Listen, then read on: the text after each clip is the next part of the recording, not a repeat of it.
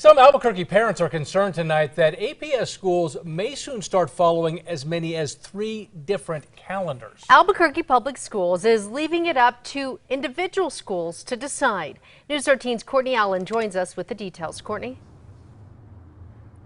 Dean Jess, APS says the 12 schools that are trying out this extended learning program this school year are seeing improved test scores, better attendance, and higher engagement. Now they're expanding the option across the district.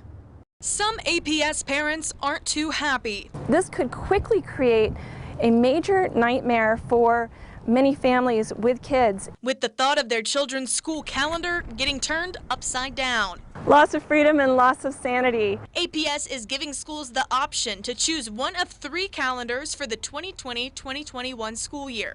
The first would be the traditional calendar, similar to this year's. The second would add 5 days to the beginning and 5 days to the end of the year.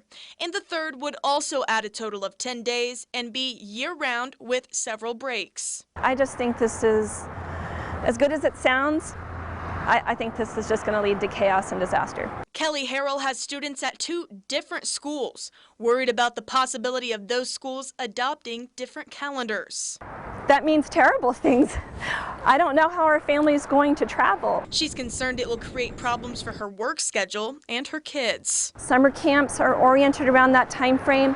Internships and mentorships and summer jobs are oriented around that time frame. The Albuquerque Teachers Federation says the idea was intended to give struggling schools the option to add more instructional time. There's a large number of kids in poverty or kids who are struggling because of language barriers. But some educators are concerned about teacher fatigue, and parents like Harold say if calendars are changing, they should be uniform, district-wide.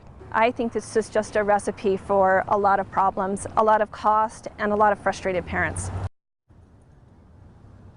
Harold says she received an email from her child's school about upcoming meetings discussing their options as well as a vote. Schools are expected to submit their choices by February 12th. Back to you. All right, thank you, Courtney. But even if your school votes to have an extended year, the state would still have to fund it.